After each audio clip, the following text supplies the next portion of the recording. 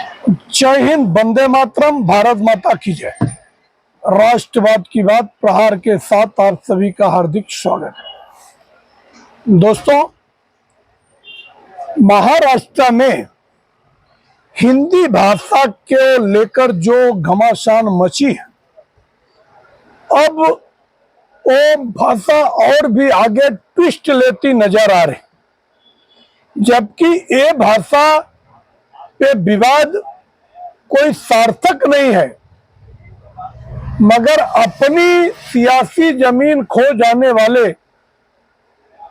उद्धव ठाकरे जी को लगा कि हो सकता है कि हम हर मौके पे भारतीय जनता पार्टी से पिछड़ते नजर आ रहे हैं, तो ये मुद्दा हो सकता है कि मुझे संजीवनी दे दे। और संजीवनी के लालच में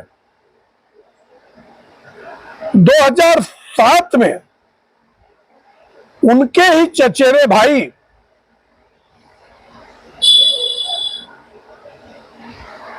मनसे प्रमुख राज ठाकरे, जो कि शिवसेना के कट्टर और आगे आने वाले समय में वही उत्तराधिकारी थे वंदनीय लाला साहब ठाकरे के, क्योंकि उनके जो तेवर थे ये लगते थे कि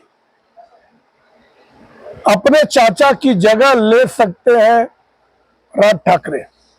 मगर जैसे ही लाला साहब ठाकरे ने अपनी विरासत, अपना कार्यदक्ष उद्धव ठाकरे जी को बनाया, वैसे ही अलग होकर अपनी पार्टी बनाया। और अपनी पार्टी बनाए तो इन्होंने मुद्दा उठाया पर प्रांतीय बनाम मराठी।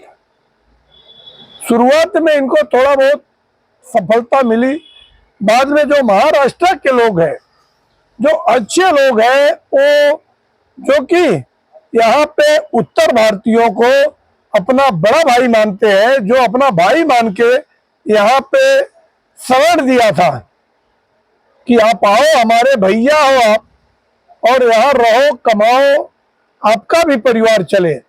परिवार का प्रेम तो यही होता है।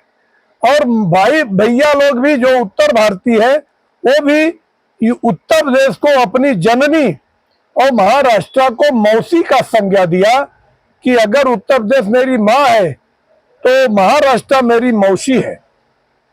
और इस उद्देश्य से उत्तर भारतीयों ने मेहनत करके, अपने मेहनत के दम पे महाराष्ट्र को खूब फलाया फुलाया, खासतौर से मुंबई को। आज अगर मुंबई का जो एक क्रिएशन हुआ है, इसमें उत्तर भारतीयों के भी योगदान को भुलाया नहीं जा सकता। और उसमें कितने उत्तर भारतीयों ने अपना हुतात्मा भी, जो आहुति भी दी है, प्राणों की आहुति दी है। जब ये आजादी कराई थी, गुजरात से अलग हुआ था 1960 में, और जो बाला साहब ठाकरे जी थे, वो हिंदी को इतना प्रेम करते थे कि वो अपनी मुखपत्र सामना के साथ एक दोपहर का सामना भी शुरू किया था। और वो कठिन कठिन हिंदी शब्द लिख के और उत्तर भारतीयों से उसका ट्रांसलेशन करवाते थे, उसकी मीनिंग समझते थे। और ऐसे ही वो हिंदू हृदय सम्राट हो गए, पूरे भारत के सम्राट कहे जाते थे। उनका जो सोच था कि अगर हमारा देश तभी सुरक्षित रह सकता है जब हिंदू एकजुट रहेंगे। और उनके साथ फिर भारतीय जनता पार्टी का 1992-93 में गठबंधन हुआ, और उस गठबंधन में प्रमोद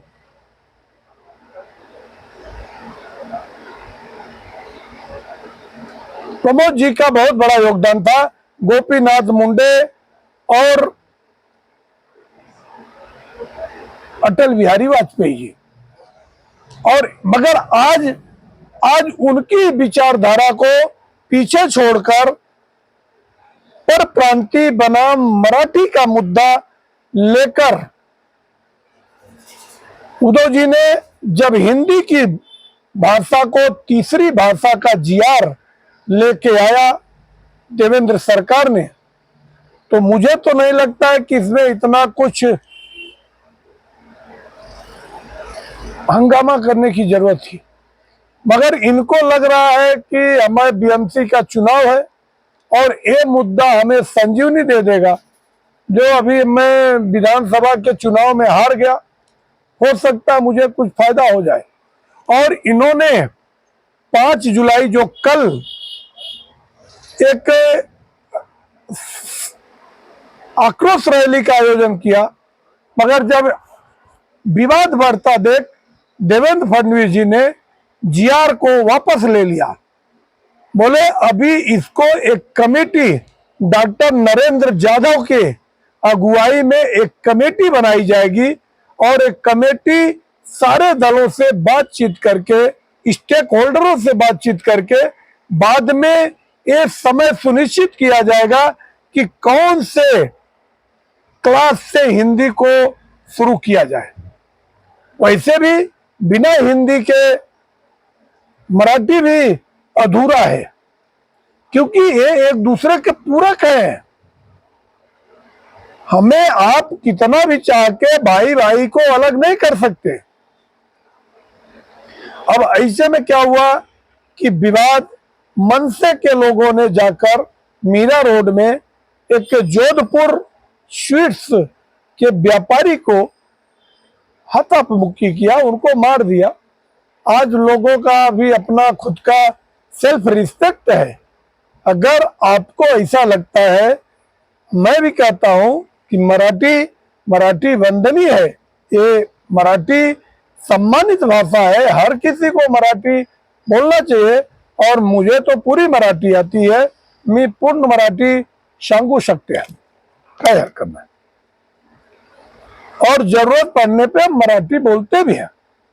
मगर रही सम्मान की बात, तो नतमस्त होकर मराठी को सम्मान देना चाहिए, हर किसी को देना चाहिए। मगर ये मुद्दा सिर्फ मराठी का नहीं है, ये मुद्दा है कि व्यापारियों को परेशान करना। इसके पहले सिक्योरिटी गार्ड और मॉल में कर्मचारियों, ऐसे लोगों को अनेक वीडियो आपको सोशल मीडिया में भी मिल जाएगी। ये सब गलत है। किसी को जबरदस्ती मार पिटाई करना, ये कहाँ तक जायज है। हाँ, अगर कोई गलत है, कोई अतिरेकी है, कोई आतंकवादी है, कोई गलत काम करता है, उसको मारिए। अब इस मुद्दे में कल मीरा रोड में सारे व्यापारियों ने एक उग्र आंदोलन किया और फिर बाद में मनसे के नेताओं ने कहा कि ठीक है, अब ऐसा वारदात नहीं होगा। मगर आज ये मामला नीतीश राणे ने कहा कि जो भी मेरे हिंदू भाइयों को मारेगा, कानून हाथ में लेगा, सरकार की तीसरी आंख कभी भी खुलेगी और फिर बाद में उचित कार्रवाई होगी। ऐसे में बातें, उन्होंने एक बात और कहा, सही कहा, कि अगर उत्तर भारतीयों को मराठी न बोलने पे मारा जा रहा है, तो मुसलमानों से क्यों नहीं कहा जा रहा कि आप भी मराठी बोलो, वो भी तो देश के नागरिक है। उन्होंने कहा, नीतीश राणे ने, क्योंकि फडणवीस सरकार में मंत्री है, उन्होंने कहा कि अगर इतनी हिम्मत आप में है तो नल बाजार, भिंडी बाजार, क्रपट मार्केट, मालोनी में जाके गोल टोपी और दाढ़ी वाले से आप ऐसी बात करो, मराठी में बात करवाओ। सड़क पे जितने भी वहां पे हॉकर से, वेंडर से, उन लोगों से बात कराओ। ये बात 100% जायज है कि मराठी हर किसी को बोलना चाहिए। अगर उत्तर भारतीयों को प्रताड़ित करके उनको मारा जा रहा है, तो फिर मुसलमानों को क्यों नहीं कहा जा रहा कि आप भी मराठी बोलो। तो इसका मतलब यह है कि इसमें कहीं न कहीं साजिश है और इन साजिशों को हिंदुओं को समझना चाहिए कि मुसलमानों के दबाव में आके कहीं उद्धव ठाकरे ऐसा काम तो नहीं कर रहे कि हिंदी भाषी लोग मारे जाएंगे और मराठी और मुसलमानों के हौसले फिर से एक बार बुलंद होंगे। ये गलत होगा। और आप लोगों का भी जो विचार हो, आप कमेंट सेक्शन में आके अपने विचार रख सकते हैं। कि क्या ऐसा भी एंगल है जैसा नीतीश राणे ने कहा। वहीं गृह राज्य मंत्री योगेश कदम ने कहा, बहुत सही बात उन्होंने कहा कि मराठी बंधुओं का कहीं भी अपमान कोई नहीं करना चाहिए और अगर कोई अपमान करता है तो कठोर कार्रवाई होगी। मैं भी इनके पक्ष में हूं कि किसी का भी अपमान नहीं होना चाहिए, सबका सेल्फ रिस्पेक्ट है और मराठी हर किसी को बोलना चाहिए और हर किसी को ट्राई करना चाहिए, इतना कोई कठिन भी नहीं है।